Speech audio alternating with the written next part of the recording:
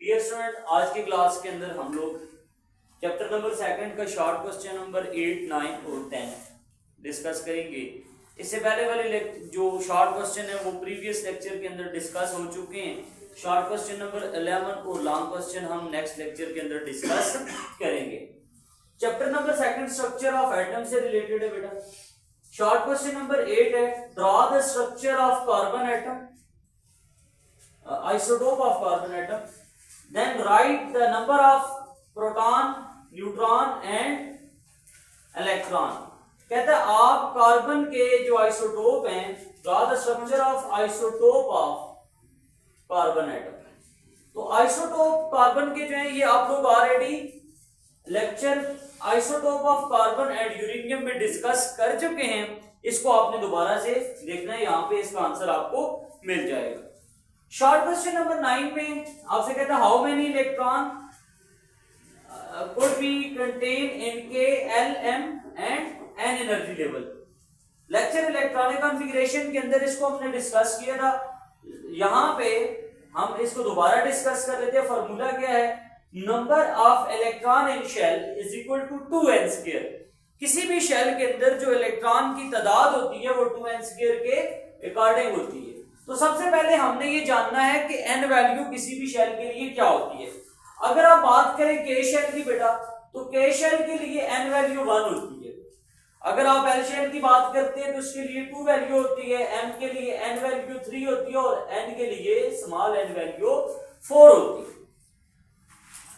अगर मैं के शेल में ये देखना चाहता हूं कि इलेक्ट्रॉन कितने हैं, तो number of electron is equal to 2 into 1 square, यानी इसकी n वैल्यू पुट करनी है 2 इंटू 1 स्क्वायर। 1 स्क्वायर का मतलब होता है 1 मल्टीप्लाई बाय 1 यानी 1। तो 2 into 1 is equal to 2 electron. तो के शेल के अंदर 2 इलेक्ट्रॉन होते हैं। Number of electron in L shell is equal to 2 into 2 square. 2 square का मतलब 2 मल्टीप्लाई बाय 2, तो 2 मल्टीप्लाई बाय 2 4, यानी 2 multiply by 4 is equal to 8 electron. इसी तरह से अगर आप एम शेल की बात करें तो ये आपने खुद प्रैक्टिस करना है, ये मैंने आपके लिए छोड़ा है और इसका जो आंसर है वो आप लोग मुझे कमेंट सेक्शन के अंदर बताओगे कि एम शेल के अंदर कितने इलेक्ट्रॉन मौजूद होते हैं। एन शेल की बात करें तो number of electron in N shell is equal to 2 into 4 square of N के लिए।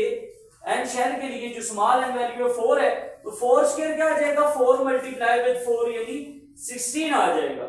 तो 2 into 16 is equal to 32 electron आप लोगों के पास एन शेल के अंदर मौजूद होंगे। तो ये बेटा आप लोगों के पास इस क्वेश्चन का आंसर था।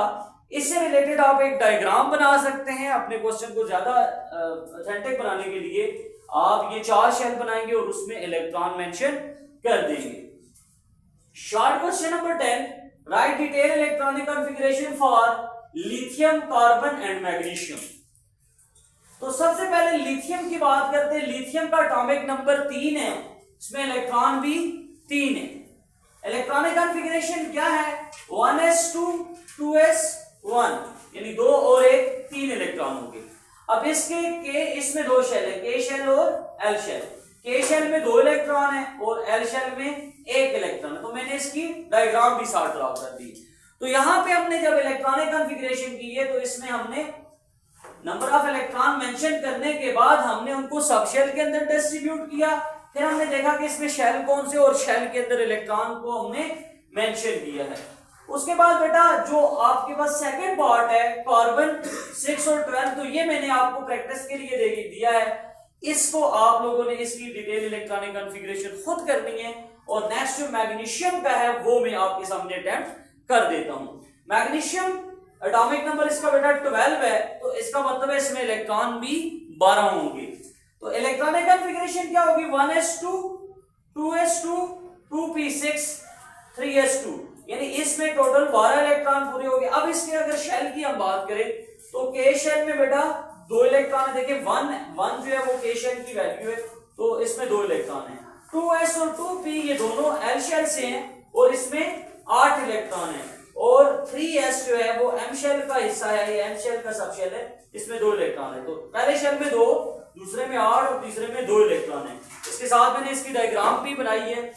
पहले शेल में 2 इलेक्ट्रॉन, दूसरे में 8 और तीसरे में 2 इलेक्ट्रॉन। दैट्स ऑल बच्चों। नेक्स्ट क्वेश्चन के लिए अगले लेक्चर का वेट करें आप लोग। अपना और अपनों का बहुत ज्यादा ख्याल रखें। अल्लाह हाफिज़।